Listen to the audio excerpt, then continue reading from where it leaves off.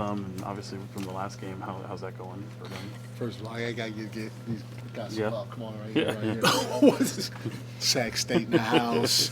Everybody in Sacramento, let's get behind these guys. Sac State in the MF. Can I say that? Yeah, on sure. there? MF house right here. Stingers up, baby. Yeah. Let's go. Yes, you can say Okay. that. All right. Sorry. I know you're I'm a fan of excited David about that. Patrick. Yes. You like what he's yes. doing over there? Yes, I do. And then it's Coach Thompson, the football coach. Yeah, football. Yes. Yep. Yes, I do. And I'm also getting to know the men's golf coach a little bit too. Yes. Really? Yeah. You playing golf? Yeah. So my stepson plays golf, and so I called and asked him for a couple of pointers. I don't know much about golf. So, Could get a club in your hand. yeah, you're right. So my bad. Go I ahead. got you. Did the Keegan, the rap, look like it's familiar from at least the rap on there from last year? Obviously not as serious, or is it? Yeah, no, he got hit in practice the other day, and that's part of the reason why we held him out. And so we just decided to wrap it, and he may wear the wrap for I don't know how long. I think Domus wore it all year. Yeah. I don't even know I know Keegan wore it a little bit last year. Yeah. I don't know if he wore it. I don't know how long he wore it, but yeah, it's just precautionary. Gotcha.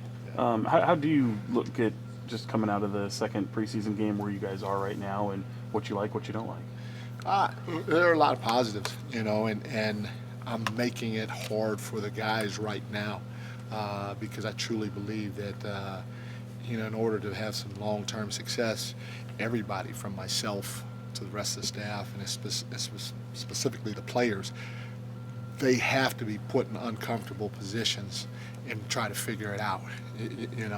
When you're put in uncomfortable positions and you're able to figure it out as a group or come together and figure it out as a group, at the end of the day, it will help you, in my opinion, make deep runs in the playoffs. And so really offensively, we're playing out of our flow.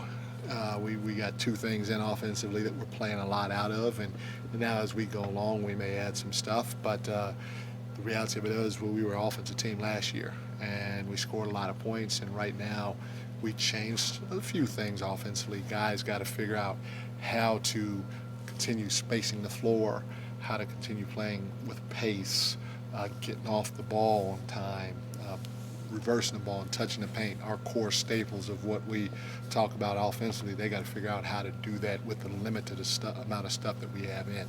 Coach Brown, when you talk about offensive, the other day before the LA game, you were talking about having these guys playing groups of 5. How's that working after 2 games right now? Again, that's another situation, and most teams are doing that part. There are a lot of NBA teams that are doing that part, that are playing a lot of guys. But when you play groups of 5, that's a little different than what you do during the regular season. Usually, I explain this a little bit. Usually, your second unit is really not a second unit, because you usually mix a starter or two with those guys. And I'm kind of wholesale subbing as quickly as I can, getting 5 new guys out there at a time, because I want to give everybody a run. I also want to put guys in situations where they may be, their role may be different because they're with these 4 guys, as opposed if a starter's out there, And so again, it's part of it is trying to get as many guys as I can meaningful minutes, and then another part of it is again trying to put guys in uncomfortable situations or different situations and see if we can have some success or find success from it. In watching the film back, how did you see Duarte make an impact defensively? I thought he was really, really, really good on the ball in the pick and roll game. One of the things that we emphasize here, when we're defending the pick and roll, which we weren't good in last year, we were 30th in the league out of 30 teams, by the way. But when you're on the ball and you hear the command, whatever the command may be, you got to send the ball towards the screen, but you also got to do it with a 1-2 into the ball, so that it has to be with a physical presence. And I thought he and Fox, Davion too, I thought those 3 were really, really, really good with that at a high level. I also thought he was good. They tried to run a couple of DHOs with hot players, and in that situation, during dribble handoff, again, you got to get to the body.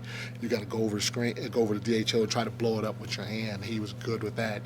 They tried to post him up one time in transition. I think it might have been Christian Wood, maybe. I don't know who the big was, but he stood him up, and then he fought to get in front to white him at the right time, and he came up with the steal. You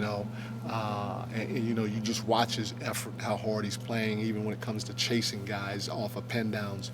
And so I thought his defensive effort and play was at a high level in that last game. Do any of these next 3 tests for you guys before the season starts, do you try to make it more, I guess, what you would see in a typical season game? A little bit. I know for sure this game will probably play the same. Probably just play the same way. We may add 1 or 2 things offensively. We may try to mix things up a little bit more.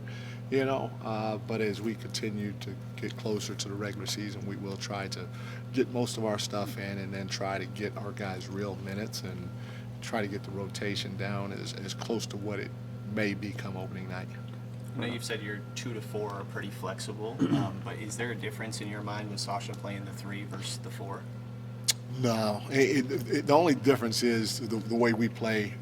The only difference is for any of our guys when it comes to the 2 guard, the small forward, and the power forward is who we feel that person can match up with on the opposing team.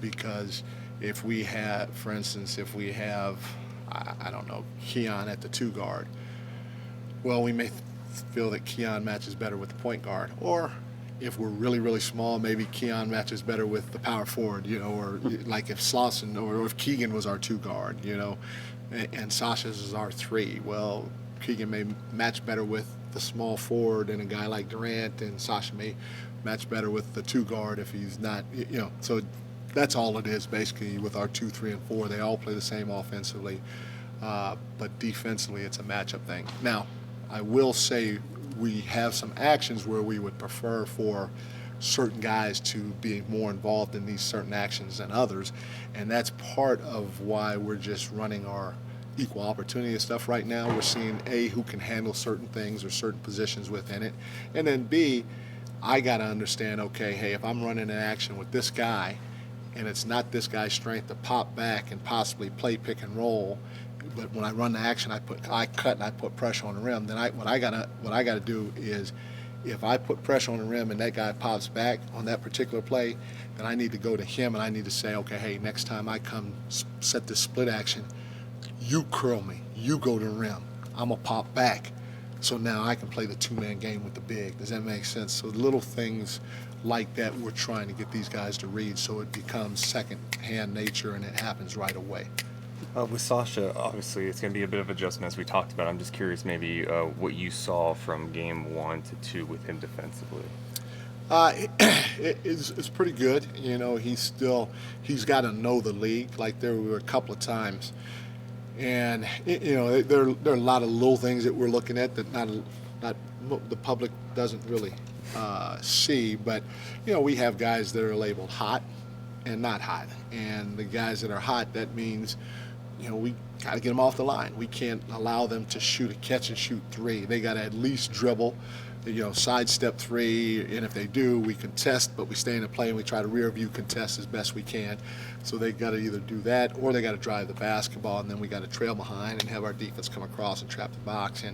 And there were a couple of times in in our second game that he ran the non-hot guys off the line. He's busting us behind and trying to get them off the line. And so now that if a guy is non-hot, now he's driving, we got to bring help, and now there's probably a hot guy that he's kicking to, So it's a chain reaction that happens. And that area, as he continues to get a feel for the league and how fast and athletic everybody is, he'll get better because he's a very, very intelligent guy. And then he's just got to keep continuing to work on his physicality throughout the course of the game. Is that one of the more longer? Sasha said he was a little surprised that he started. Obviously, he was ready. Sure. What went into that decision to insert him into the starting lineup? A lot of things. First of all, it's a preseason game, and And so you, in the preseason, you take a look at a lot of different things. And so for me, I want to take a look at him with our starting group. I want to see how he handled it starting. I want to see how he played with Domas. Domas is different than JaVale, Domas is a playmaking big. JaVale can play make some, but he's a vertical big for us, and so it's a little different game. And then at the end of the day, I know he's 28, just a rookie, but I just want to see how he would handle it. Not necessarily his play, but handle it nerve-wise and all that other stuff. Because I didn't tell him. I don't think I told him until we got to the arena.